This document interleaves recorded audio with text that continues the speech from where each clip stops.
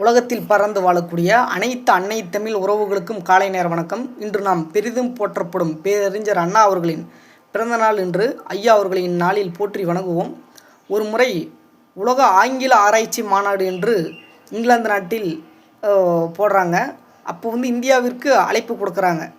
அப்பொழுது இங்கிருந்து அறிஞர் அண்ணா மற்றும் ஜவஹர்லால் நேரு போன்றவர்கள்லாம் போகிறாங்க. அப்பொழுது அறிஞர் அண்ணா அவர்கள் வெள்ளை வேட்டி வெள்ளை சட்டையோடு போகிறாரு. ஜவஹர்லால் நேரு அவர்கள் கோர்ட்டு சூட்டோடு போகிறாங்க. அப்பொழுது அறிஞர் அண்ணா அவர்களை நக்கல் பண்ணணும், இன்சல்ட் பண்ணணும் அப்படிங்கிறதுக்காகவே மேடையில் பேச வைக்கலான்னு சொல்லி ஒரு ஆங்கிலத்தில் அர்த்தமில்லாத ஒரு வார்த்தையை கொடுக்குறாங்க. பிகாஸ், அதாவது ஒரு இணைப்பு, பிகாஸ் என்ற வார்த்தை முதல்ல போட்டு நீங்கள் பேசணும் அப்படின்னு சொல்லி வெறும் பிகாஸ் என்ற வார்த்தையை மட்டும் போட்டு பேச சொல்லி கொடுக்குறாங்க. அப்பொழுது அறிஞர் அண்ணா அவர்கள் அதையே உடச்சி பேசுகிறாரு. ஆமாம், no sentence can begin because is not conjunction word அப்படின்னு சொல்லி, அதாவது ஒரு இணைப்பு சொல் என்பது முதல் முறையாக பயன்படுத்தி பேச முடியாது. எப்படி?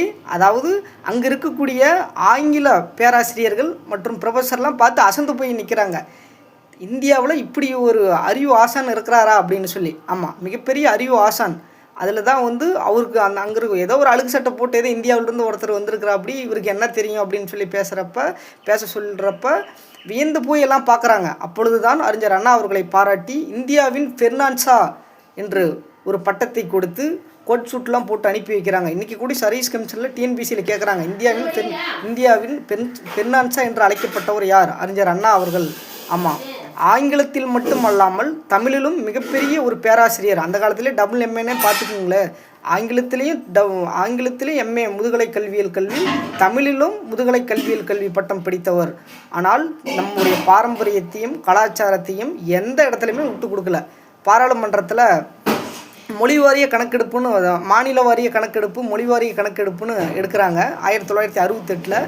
அப்பொழுது அறிஞர் அண்ணா அவர்கள் தமிழ்நாடுன்னு சொல்லி பெயர் மாற்றணும்னு சொல்லி ஒரு அறிக்கையை கொண்டுட்டு போகிறாரு. அப்பொழுது ஜவஹர்லால் நேரு அவர்கள் நாட்டுக்குள்ளே ஒரு நாடா அப்படின்னு சொல்லி, அப்பொழுது தான் ஐயா அவர்கள் பேசுகிறாரு, அறிஞர் அண்ணா அவர்கள். அதாவது திருத்திக் கொள்ளுங்கள், இந்தியா என்பதே ஒரு நாடல்ல, இந்தியாவே தமிழ்நாட்டின் ஒரு துணை கண்டம்தான். ஆமாம், இது உண்மை. அதாவது அதனால தான் பேரறிஞர் என்ற பட்டம் பாரதிதாசன் அவர்கள் கொடுத்தாரு. அதாவது லெமூரியா என்ற கண்டம் மட்டும் அழியாமல் இருந்தால் உலகத்தில் முக்கால்வாசி இடங்கள் தமிழர்களே ஆசியா கண்டம் முழுமைக்கும் தமிழர்களே வாழ்ந்திருப்பார்கள். தமிழை காட்டு முன்னாடின்னு சொல்லலை அறிஞர் அண்ணா அவர்கள். தமிழ் படித்தா பிச்சை எடுக்கணும், தமிழ் படித்தா வேலை கிடைக்காதுன்னு சொல்லலை. தமிழ் மிகப்பெரிய கடல். ஆமாம் அப்படின்னு சொன்னவர். அதாவது நீங்கள் லோக்சபா என்ற மக்களவை என்ற பெயரை லோக்சபா என்ற பெயர் மாற்றலாம், மாநிலவை என்ற பெயர், ராஜ்யசபா என்ற பெயரை மாநிலங்களவை என்ற பெயர் மாற்றலாம். நாம் மெட்ராஸ் மாகாணம் என்ற பெயரை தமிழ்நாடு என்ற பெயர் மாற்றக்கூடாது அப்படின்னு சொல்லி தமிழ்நாடு என்ற பெயர் மாற்றி கொடுத்து தான் இறந்தார். ஒரு வடநாட்டு பெரியவர் ஒருவர், ஐயா நீங்கள் நினைத்தால் 3 மாதத்தில் ஹிந்தியை படித்து முடித்து விடலாம். ஹிந்தியில் மொத்தம் எழுத்துக்கள் 50 எழுத்துக்கள். ஆமாம், தமிழில் 247 எழுத்துக்கள். ஆமாம் ஐயா, நீங்கள் நினைத்தால் 3 மாதத்தில் ஹிந்தியை படித்து முடித்து விடலாம். அதற்கு நமது ஐயா அவர்கள் கூறுகிறார். அதற்கு பிறகும் அந்த மொழியில் என்ன இருக்கிறது? அதாவது அப்பொழுது பாராளுமன்றத்தில் ஒரு சட்டத்தை கொண்டு வராங்க, 8வது வரைக்கும் நீங்கள் தமிழ் படித்தா போதும் அப்படின்னு சொல்லி. அதற்கு ஐயா அவர்கள் விளக்கம் கொடுக்குறாரு பாராளுமன்றத்தில்.